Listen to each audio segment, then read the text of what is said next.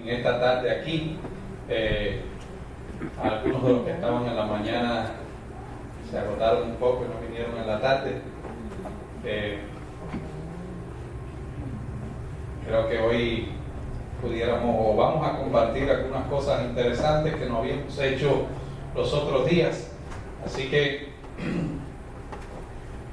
una cosa que me llamó la atención es que la jovencita que tuvo la lectura bíblica se mencionó 13:15 y leyó 13:13. Sin embargo, yo creo que no fue una equivocación, porque es que este versículo quería haberlo comentado y se me había pasado, según recuerdo. Así que ahora me pregunto si no es mejor solamente estudiar este versículo ahora en la tarde o hacer lo que tenía pensado. Y como siempre, termino pensando en lo siguiente, que podemos hacer los dos. Toda la noche vamos a estar acabando a las 8:30 y hoy son las 7:45. No, pero no, vamos quizás en 45 minutos para las 7:30 poder haber acabado y probablemente podamos estudiar esto. Todos los días ustedes han estado escuchando lo que yo les he estado diciendo. Hoy me proponía que escucháramos lo que el mundo nos está tratando de decir. Seguramente que la mayoría están envueltos en nuestros trabajos, en nuestras ocupaciones, en nuestros estudios, en alcanzar las cosas que nos hemos propuesto. No estamos muy a tono de cómo el mundo tiene su escenario montado para este último gran conflicto. El tema que traíamos hoy en la tarde estaba basado en el versículo 15 del capítulo 13 y se titula como los que tienen el postercito. ¿Cómo se titulaba? En la mañana estudiamos una gran profecía. Hoy es un gran movimiento. Ese movimiento está descrito en el versículo 15. Estudiamos acerca de la obra de engaño maestra que tiene preparado el dragón y las dos bestias, la que saca del mar y la que saca de la tierra. Y el versículo 14, 15 y 16 definen específicamente cuál es esa obra. Dice el versículo 14 que se le permitió hacer señales en presencia de la primera bestia y hacer ¿qué cosa? Engañar. Esa es la palabra clave ahí. Engañar a los habitantes de la tierra mandándoles que hagan ¿qué cosa? Una imagen a la bestia que tuvo herida de espada y vivió. ¿Cuál es la bestia? Estudiamos ya que tiene la herida de espada y vivió. ¿A qué representa? Al poder papal. ¿Y cuál era la característica básica en los capítulos 7 y 8 de Daniel del papado? Es un poder como intolerante y perseguidor. Un poder que impone su propia voluntad y si no, ¿qué cosa? Y si no lo pagas caro. Entonces, cuando la segunda bestia, que representa ¿a quién? A los Estados Unidos de Norteamérica, decide hacer una imagen de la primera bestia, sencillamente está diciendo ¿qué cosa? Que se convierte en ¿qué? En un poder intolerante y perseguidor, que impone su propia voluntad a todos los habitantes de la tierra. Cuando los adventistas del séptimo día, a principios del siglo XX, comenzaron a predicar este mensaje, que su interpretación del libro de Apocalipsis de este pasaje consistía en creer que la nación que defendía los derechos de las personas a adorar a Dios de acuerdo a los dictados de su conciencia cambiaría y se volvería como el papado medieval. Ese mensaje era objeto de ridículo, de risa, de oprobio. La nación no podía avisorar, ni siquiera se podía imaginar la idea. Fue pasando el tiempo, el mensaje adventista se fue escuchando, la iglesia se fue apagando y nuestra iglesia convirtió su mensaje de urgencia en un mensaje secularizado, optimizado por la mercadería, la cosmovisión secular del mundo actual. nuestra iglesia prácticamente ha perdido su mensaje de urgencia y de pertinencia para este tiempo. Y casi siempre que he venido aquí a los Estados Unidos a tener, y he predicado en cerca de 20 iglesias, y cuando hablamos un poquito sobre las temáticas que vamos a compartir, casi nunca les menciono que tengo series de Daniel y Apocalipsis, porque eso es específicamente lo que todo el mundo quiere escuchar. Y me dice, pastores, que ya no se habla de eso, no sabemos nada. Nuestra iglesia ha perdido completamente su mensaje. Y no solo eso, sino que ni siquiera sabe lo que el enemigo está haciendo para que esto se cumpla. Se le permitió infundir aliento a la imagen de la primera bestia para que la imagen pudiese hablar. O sea, hay bestias que representan ¿qué cosa? Reinos, poderes políticos religiosos, ambos. Uno es el poder político religioso papal y otro es el poder político religioso norteamericano. Uno es el catolicismo unido a un estado y el otro es el protestantismo en apostasía unido a un estado. Dos superpotencias que se unirán para hablar. ¿Cómo habla una nación? ¿Por su qué? Por sus leyes. Eso está claro. Quien leyó El conflicto de los siglos sabe la expresión que se utiliza allí. ¿Cómo habla una nación? Todo el mundo lo sabe, por sus leyes. Así que se va a reavivar el mismo espíritu y la nación norteamericana hablará por sus leyes para hacer ¿qué cosa? Una imagen de la primera bestia. Hablará imponiendo leyes religiosas. Estoy recordando un poquito, ¿no? Estudiamos que ellos tratan de falsificar la identidad del Padre, el Hijo y el Espíritu Santo y del mensaje de salvación que tienen para la humanidad. Y que es clave y es central en su modelo de salvación. Es central que la persona participe ¿dónde? ¿Dónde debe participar la persona? De la misa. ¿Por qué? Porque ahí reciben santificación. Porque ahí la persona está obrando la salvación y la misa se celebra ¿cuándo? El domingo. Por tanto, es central para su intento de hacer que el mundo se vuelva a Dios que todas las personas del mundo vayan el domingo a la iglesia para recibir la santificación. Cuando los paganos enseñaban salvación, lo único que tenían que hacer era ir al templo y adorar a Baal. ¿Por qué creen ustedes que el pueblo de Israel con tanta frecuencia abandonaba a Jehová y se volvía a los Baales? ¿No le llama la atención eso a ustedes? ¿Por qué lo hacía con tanta frecuencia? Porque a Baal era fácil adorar. A Baal usted iba y hacía un sacrificio. Si lo voy a ir contextualizando, paga un poquito de dinero, se arrodilla delante del ídolo, hizo unos cuantos rezos y se fue para su casa a seguir haciendo lo que usted le daba la gana. Adorar a Baal no significaba expulsar el pecado de la vida. Adorar a Jehová era diferente. Usted tenía que llevar sacrificios al santuario, confesar sus pecados y hacer una obra de arrepentimiento y apartarse del pecado. Y el ser humano lo último que suelta es ¿qué cosa? El pecado. La obra de Satanás junto a estos poderes políticos consistirá en intentar que el mundo entero crea que está adorando a Dios cuando lo está adorando a Él. ¿Y cómo se define la adoración? A quien usted obedece.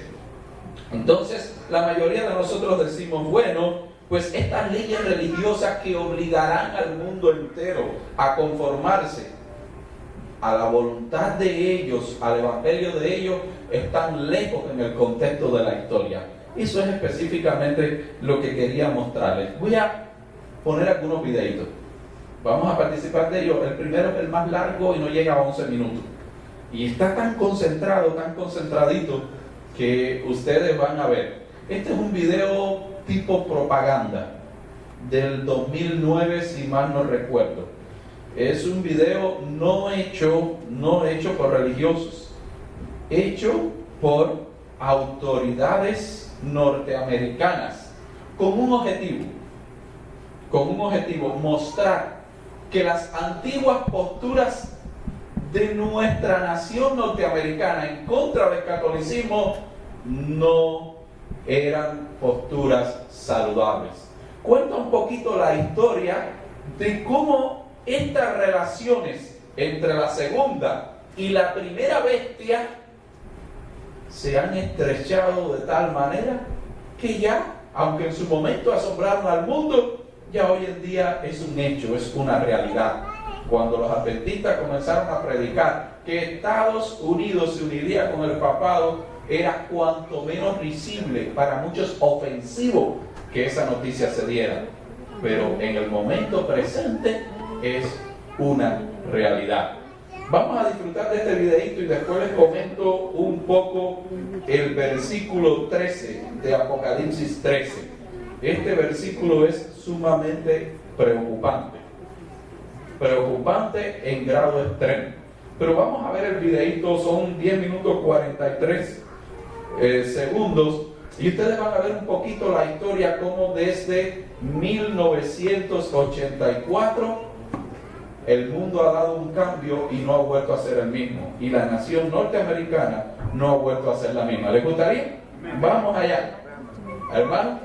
El primero, el que dice número 1, a ver si es ese. Ya tengo 2 o 3 más, pero son de un minuto y pico, y voy a decidir si se los pongo. Es simplemente para que puedan ver que todo lo que estamos hablando aquí es real. Ajá, exactamente.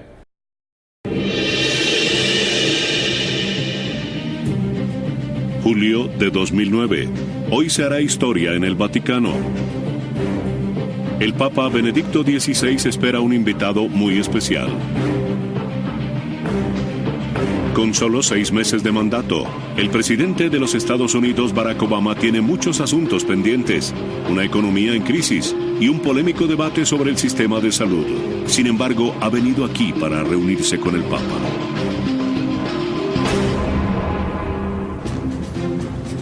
Cuando un presidente en ejercicio se reúne con el Papa, se debe cumplir un estricto protocolo. Se toman fotografías. Se intercambian obsequios. Es precioso. Creo que debemos buscarle un sitio de honor. Según la tradición del Vaticano, las mujeres deben vestir de negro y llevar velo. Pero al concluir los fastuosos actos protocolares, el presidente y el Papa se sientan a conversar seriamente. ¿Por qué los presidentes sienten la obligación de reunirse con el Papa? A fin de cuentas, Estados Unidos no mantiene relaciones diplomáticas de alto nivel con ninguna otra religión.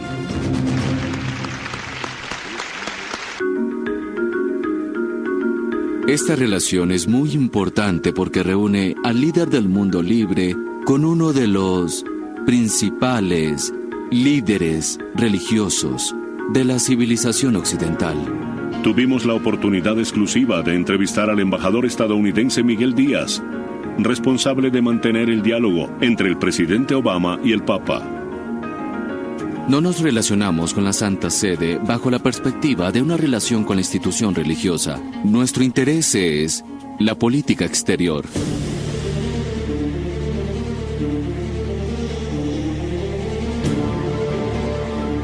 El Papa puede influir en los 1.100 millones de católicos que viven en cada esquina alrededor del mundo, y eso lo convierte en un poderoso aliado.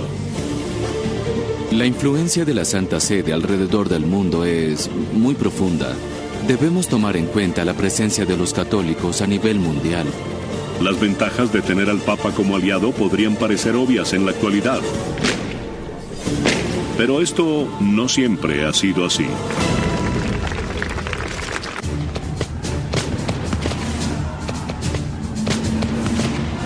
Estados Unidos fue creado por hombres que lucharon y derramaron su sangre por la libertad de culto.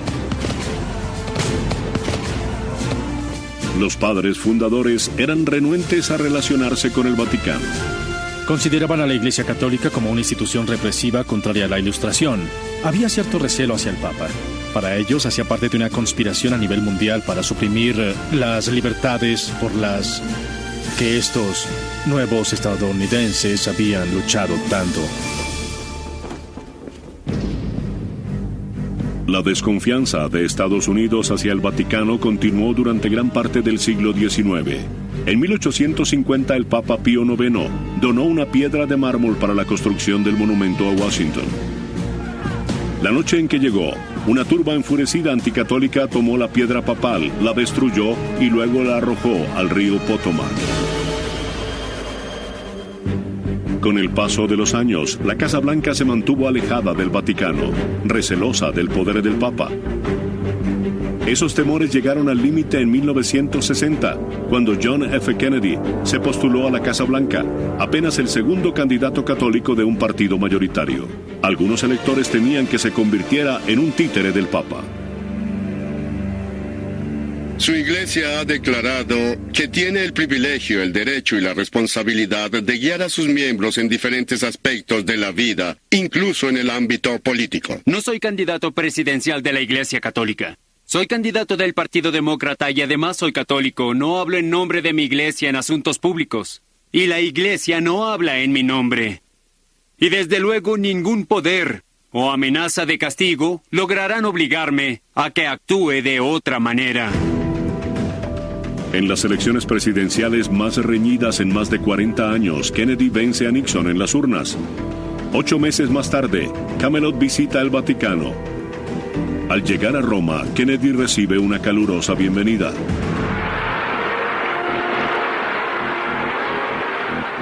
Pero en Estados Unidos algunos están preocupados. Hubo debate sobre su identidad como católico, inquietudes relacionadas con la primera enmienda y la separación de la Iglesia y del Estado.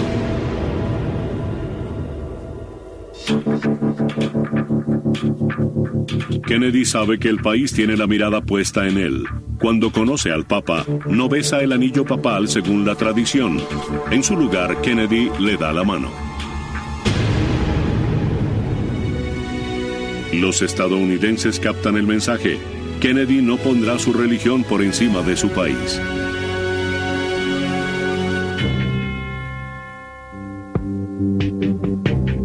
Pero Kennedy contribuye a aliviar la tensión existente entre Estados Unidos y el Vaticano. Algunos piensan que si no hubieran asesinado a John F. Kennedy, quizás su segundo mandato habría conducido a la formalización de las relaciones diplomáticas. El hecho que logra acercar a la Casa Blanca y al Vaticano es la amenaza de aniquilación nuclear.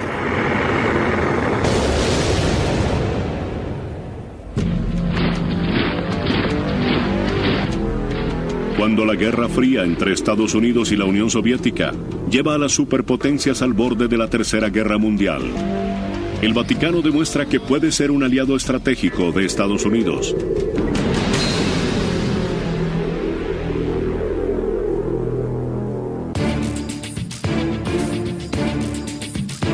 El presidente Ronald Reagan visita por primera vez al Papa Juan Pablo II en junio de 1982.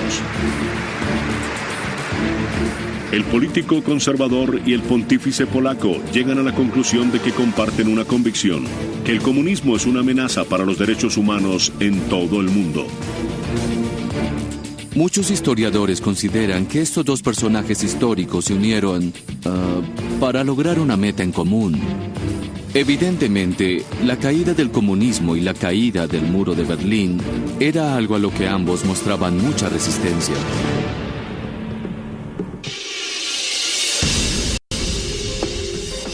Mientras Reagan intimida a los soviéticos con un arsenal de misiles, el Papa Juan Pablo se reúne en secreto con el director de la CIA. Los soviéticos responden utilizando a sacerdotes de Europa del Este como infiltrados en el Vaticano con el fin de espiar al Papa. Poco después, en 1984, Estados Unidos inaugura su propia embajada en el Vaticano. 5 años después cae el muro de Berlín y se inicia un nuevo capítulo en la relación del Vaticano con Estados Unidos. Desde hace más de 27 años hemos mantenido relaciones diplomáticas formales.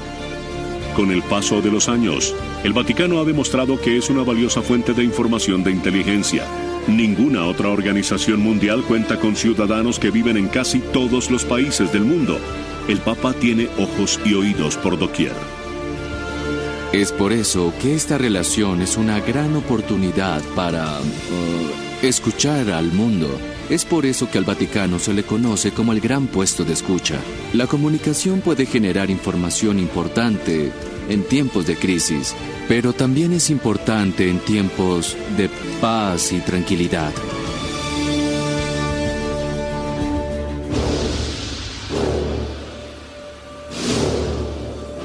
Para los espías de inteligencia estadounidenses, este puesto de escucha se ha convertido en un recurso de suma importancia.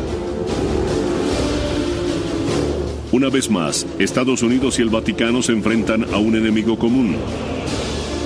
En 2008, Osama Bin Laden lanza una amenaza de muerte contra el Papa Benedicto.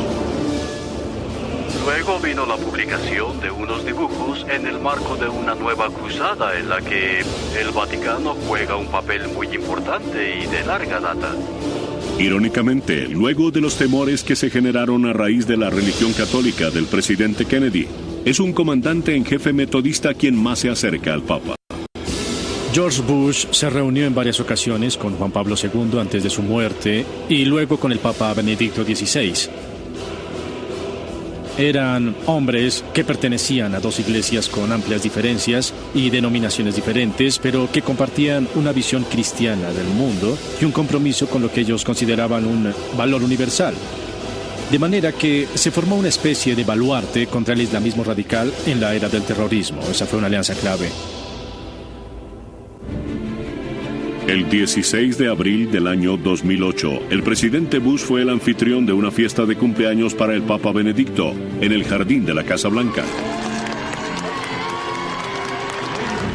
George Bush realmente no escatimó esfuerzos. Fue una visita fabulosa.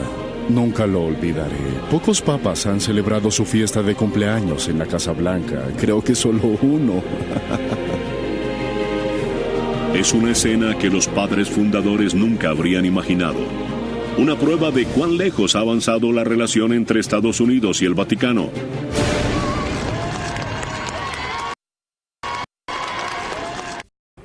Ajá.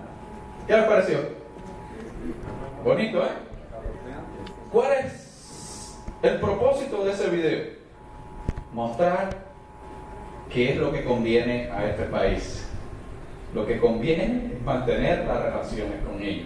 Irónicamente, pero no lo hace de una manera abierta, sino de una manera sutil. Hemos madurado, nuestra mente como que ha aprendido qué cosa es lo que nos conviene. Y fíjense que se presenta todo desde la perspectiva como política, porque estamos frente a una nación que le interesa mucho la política. Tiene muchos detallitos sutiles ese video en solamente 10 minutos. Ahora, significativamente, después de la década de los 90, que hay este acercamiento entre Roma y Estados Unidos, comienza a generarse dentro de nuestro país y también en la comunidad europea, a la misma vez que ellos estaban tratando de acercar los lazos con Norteamérica, lo estaban haciendo con Europa.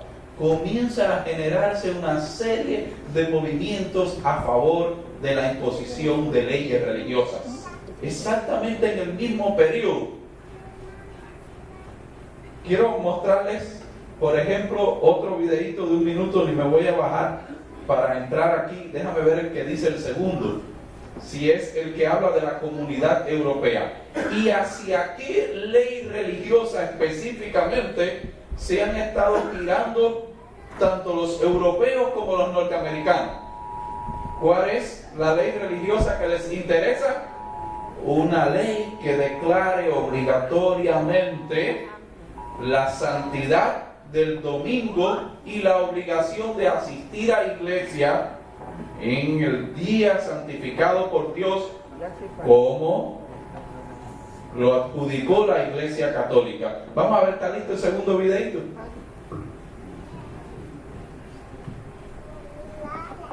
Si no sale, no se preocupe, que yo me dice rápido, no queremos perder. No sale. Ok. Mira a ver si en algún momento está listo y me avisa. La comunidad europea y Norteamérica. En la comunidad europea, frente a las naciones políticas reunidas, comienzan a ingerirse o a infiltrarse y después se establecen dos movimientos, uno católico y otro protestante, que básicamente mantienen diálogo con los líderes políticos de las principales naciones.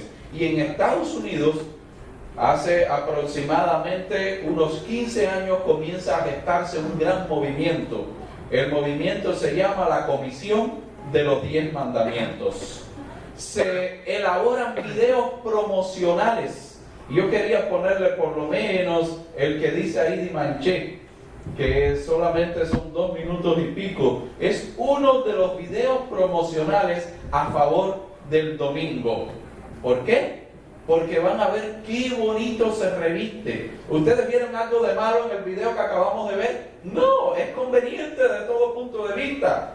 2 presidentes o dos visiones cristianas del mundo. ¿Será eso real?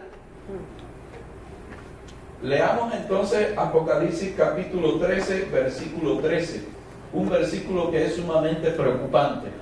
Casi seguro que no han notado la relación y el principio que aquí está expuesto. Pero ahora ustedes verán. Dice, la segunda bestia, que representa a los Estados Unidos, realizaba grandes señales. ¿Y hacía qué cosa? ¿Qué hacía?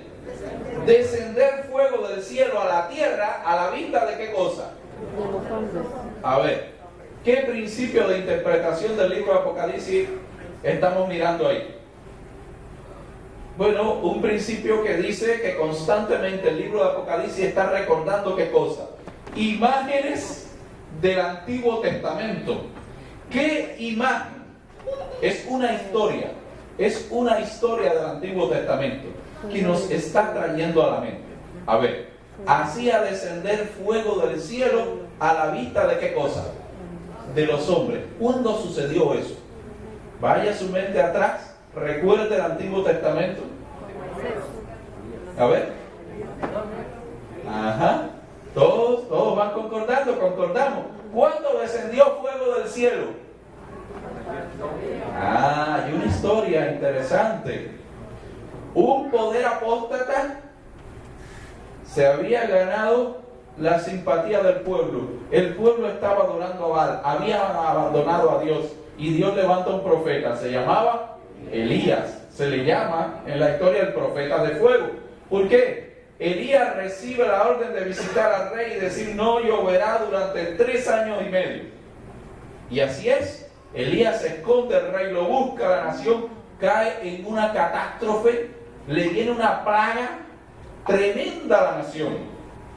Recuerden, el principio tipológico de la Biblia, lo que sucedió, sucederá. Los principios son los mismos, incluso los acontecimientos. Finalmente Dios le dice, reúnete con el rey y con todo el pueblo. Se reúnen en el monte ¿qué? En el monte Carmelo. Y encima del monte Elías le dice, hagan lo siguiente, ustedes hagan un sacrificio, yo voy a hacer otro sacrificio. Ustedes hablan en nombre de Baal y de Astarte y de los demás cultos religiosos paganos, y yo voy a hablar en nombre de ¿quién? De Jehová. Y entonces la declaración de Elías es la siguiente: el Dios que responda con ¿qué? Con fuego, ese será ¿qué cosa? El Dios que responde con fuego del cielo es el Dios que es reconocido como el Dios verdadero. El descender fuego del cielo significaba que tenía la verdad, que adoraba al Dios verdadero, al Dios todopoderoso. Ese era el significado del fuego. El problema es que aquí en Apocalipsis 13, quien hace descender fuego del cielo, ¿quién es? La bestia. Y si la bestia hace descender fuego del cielo, significa que ¿qué cosa? Que el engaño tuvo ¿qué cosa? Efecto. Todo el mundo le creyó a la bestia. O sea, la bestia no viene pretendiendo que tiene grandes cuernos y una cola fea y un rostro feo. El trabajo va a ser sutil. Se va a presentar como la mejor opción de vida. Se va a presentar como lo que le conviene a todo el mundo. El movimiento de los 10 mandamientos, ni los PDF saben, hermano, está como bloqueada la computadora. Ponga el último, por ejemplo. Ay, qué lástima. Ay, querían que yo hablara. Miren, ese es el que yo quería. Pongan, páralo un momentico y después lo inicia. Páralo un momentico y después lo inicia. Está en francés, pero se puede leer más o menos. No, creo que lo pueden entender. Dimanche quiere decir domingo. Es un video promocional europeo a favor de la ley dominical. Todos los videos que le puse ponen sobre la mesa cómo está el debate de la ley dominical en Europa y en Estados Unidos ahora en este mismo momento. Desde el año 2012 hacia acá, en el último quinquenio, prácticamente la mayor parte del Senado y de la Cámara de Representantes son católicos. ¿Ya? Y al final le voy a poner el PDF del primer discurso de Donald Trump. No sé si ustedes lo leyeron, lo pueden buscar facilito por el título que les voy a dar. Y allí está para que lo lean completo.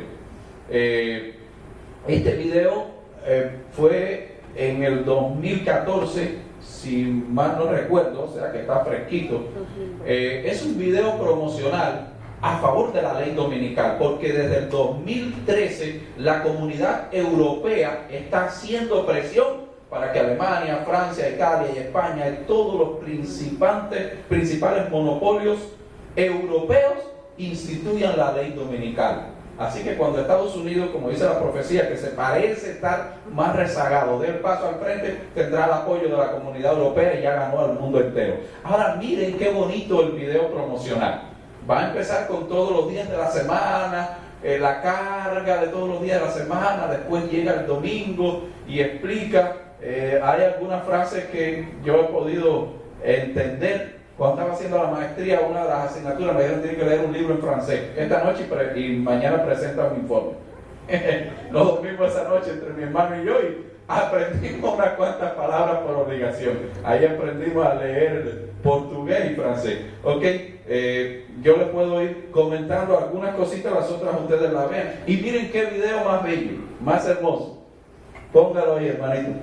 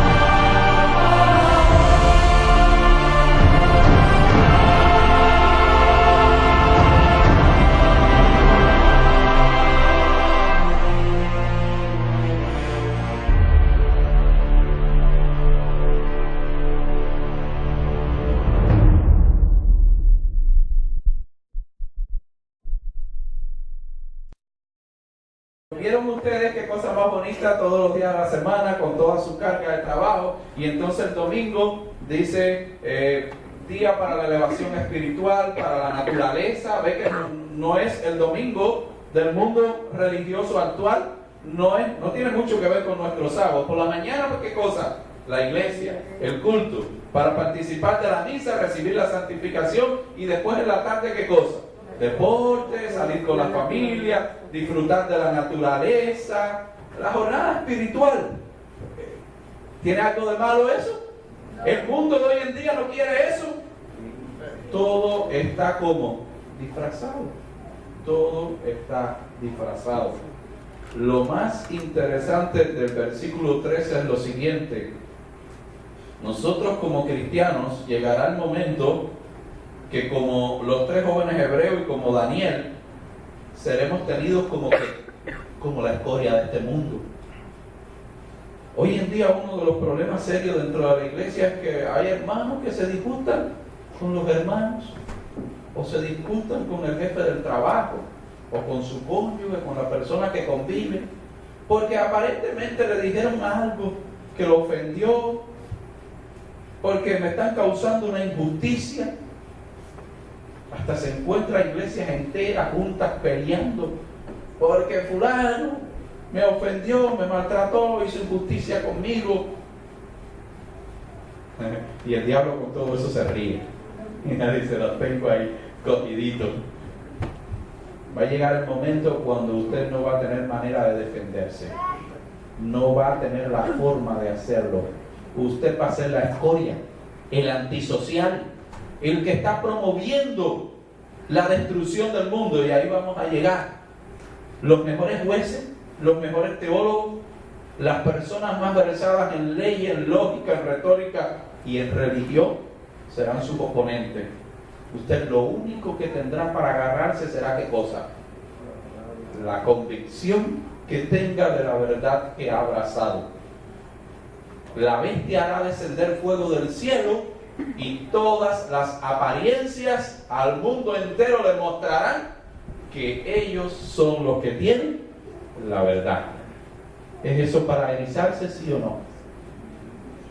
¿Cuántas veces usted ha sido objeto de una calumnia, de una injusticia? Yo recuerdo algunos episodios de eso en mi vida y me da escalofrío. ¿Cómo lo soportaste? Esa es una de las grandes pruebas que nos va a tocar. Y hemos hablado de que, según la bestia, hablará, dictará leyes, todas aquellas cositas en las que nos entretenemos serán quitados del medio para que no nos estorben más.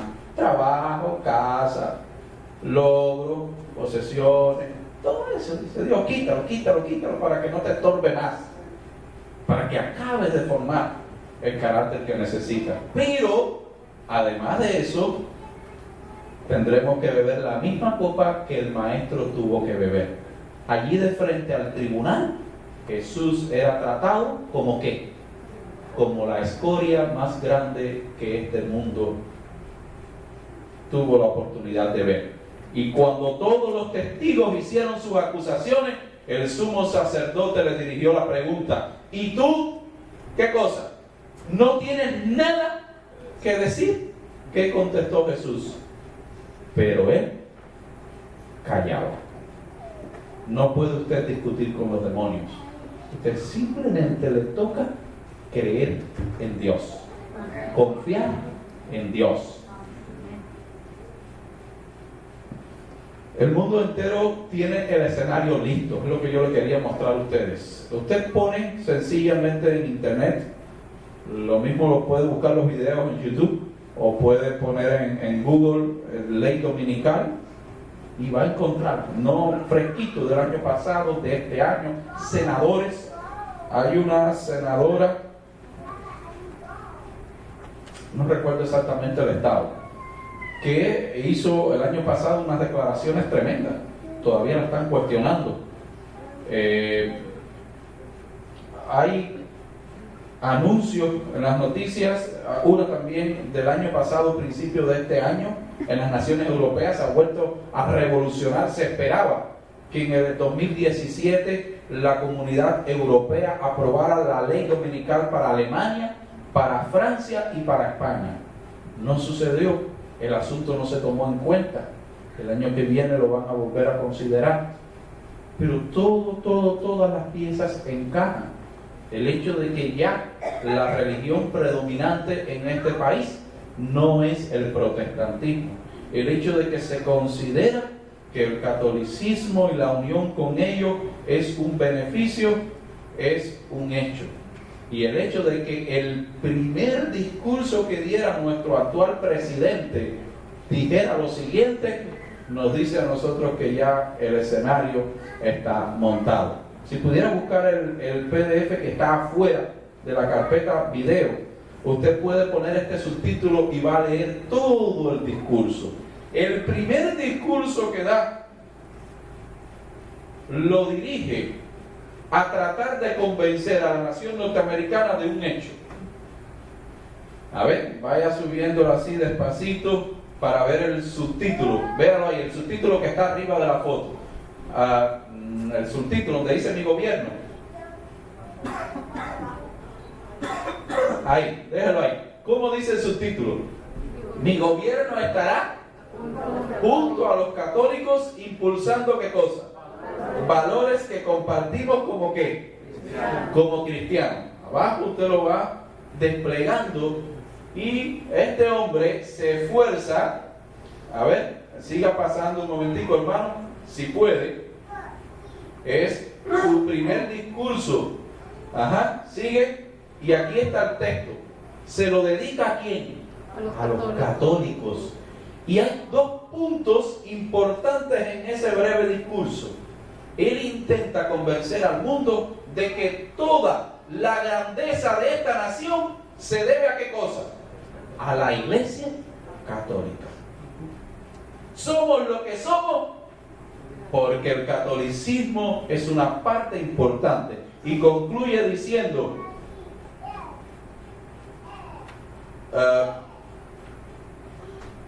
los políticos de Washington han sido hostiles a la iglesia. No sé si es aquí un poco más abajo, dice que Obama mantuvo la reticencia, cosa que fue mentira. ¿Ve? Y también contribuyó a dar los pasos, pero que mantuvo un alejamiento, que él tratará de revertir esa cosa. ¿Es esto realmente verdad o es una pura blasfemia?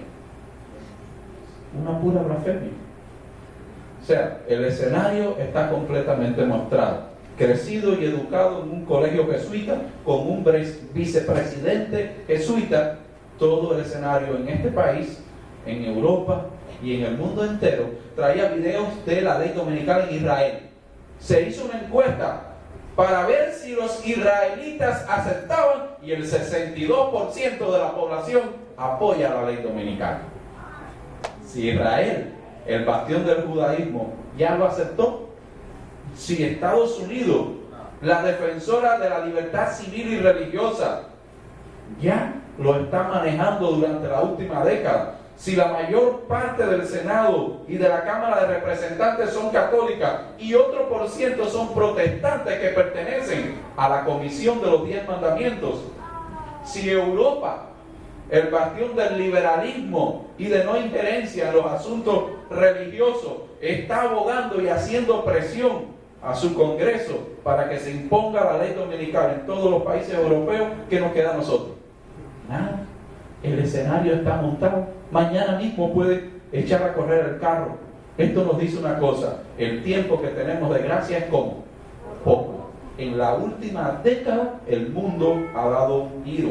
Desde el año 1984, cuando Estados Unidos formalizó las relaciones con el catolicismo, todo el mundo comenzó a dar un giro y apenas unos 30 años todo el escenario está plantado. Mañana puede empezar, pasado puede empezar, y todavía la iglesia sigue en la misma condición de indiferencia. Pronto el mundo va a enterarse de que ciertas naciones preponderantes dictarán leyes que bajo pena de la autoridad los domingos será para ir ¿a dónde? a la iglesia. ¿Y qué haremos los adventistas del séptimo día cuando pasaremos por esta tormenta con un poco de agua, con un poco de susto, pero llegaremos finalmente al puerto seguro? Dios te bendiga y que hoy siga siendo esa tu decisión. Y nos vemos mañana para ver cómo se desata el conflicto. Amén.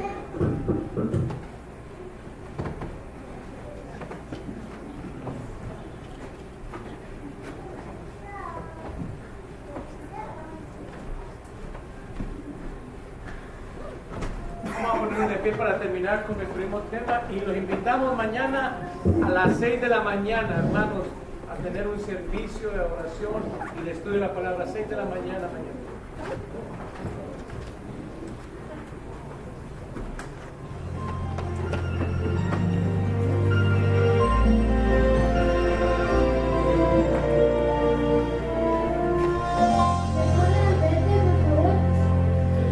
Sientes que no puedes, que vas a desmayar.